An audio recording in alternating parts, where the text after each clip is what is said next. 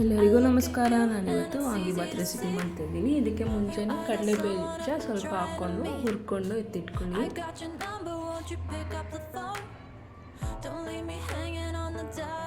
ಅದೇ ಎಣ್ಣೆಗೆ ಸಾಸಿವೆ, ಕಡಲೆಬೇಳೆ, ಹಿಂಗು, ಕರಿಬೇವು, ಈರುಳ್ಳಿ ಹಾಕ್ಕೊಂಡು ಟ್ರಾನ್ಸ್ಪರೆಂಟ್ ಆಗೋವರೆಗೂ ಹುರ್ಕೊಳ್ಳಿ. ಸ್ವಲ್ಪ ಅರಿಶಿನ ಹಾಕ್ಕೊಳ್ಳಿ.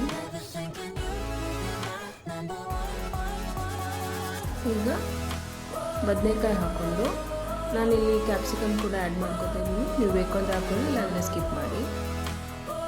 ಇದು ಎಣ್ಣೆಲೇ ಫ್ರೈ ಆಗಬೇಕು, ಆ ಥರ ಉರಿಬೇಕು. ಎರಡು ಸಾಫ್ಟ್ ಆದಮೇಲೆ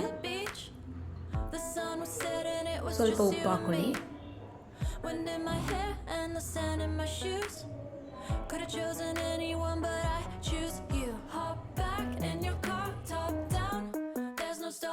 ಈಗ ಇದಕ್ಕೆ ಒಂದು ಟೊಮೆಟೊ ಹೆಚ್ಕೊಂಡು ಹಾಕ್ಕೊಳ್ಳಿ.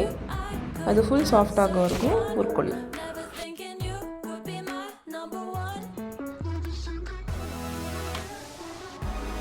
ಎಲ್ಲ ಎಣ್ಣೆಲೇ ಬೇಯಬೇಕು. ಇಲ್ಲ ಒಂದು ಬದನೆಕಾಯಿ, ಅರ್ಧ ಕ್ಯಾಪ್ಸಿಕಮು, ಒಂದು ಟೊಮೆಟೊ ಹಾಕ್ಕೊಂಡಿದ್ದೀನಿ. ಈಗ ಇದು ಬೆಂದಿದೆ ಅಂತ ಚೆಕ್ ಮಾಡಿಕೊಂಡು ಹುಣಸೆ ಹುಳಿ ಹಾಕ್ಕೊಳ್ಳಿ. ಅದು ಲೆಮನ್ ಸೈಜ್ ಅಷ್ಟೇ ತೊಗೊಂಡಿದ್ದೀನಿ ನಾನು. ಅಂತ ಕುದೀತಿದೆ. ಈಗ ವಾಂಗಿಬಾತ್ ಪುಡಿನ ಹಾಕ್ಕೊಳ್ಳೋಣ. ಇಲ್ಲಿ 3 ಚಮಚದಷ್ಟು ಹಾಕ್ಕೊತಿದ್ದೀನಿ. ಈಗ ಅದು ಸ್ವಲ್ಪ ಎಣ್ಣೆ ಬಿಡೋವರೆಗೂ ಫ್ರೈ ಮಾಡ್ಕೋಬೇಕು ನೀವು.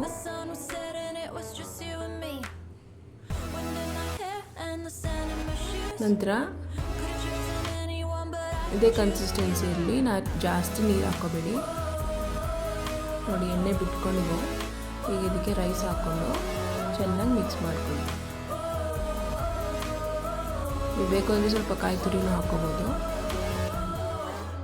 ಚೆನ್ನಾಗಿರುತ್ತೆ ಟೇಸ್ಟು. ಚೆನ್ನಾಗಿ ಮಿಕ್ಸ್ ಮಾಡಿದ್ಮೇಲೆ ಲಾಸ್ಟಲ್ಲಿ ಕಡಲೆ ಬೀಜ ಹಾಗೂ ಕೊತ್ತಂಬರಿ ಸೊಪ್ಪು ಹಾಕ್ಕೊಳ್ಳಿ. ಸರ್ವ್ ಮಾಡ್ಕೊಳ್ಳಿ.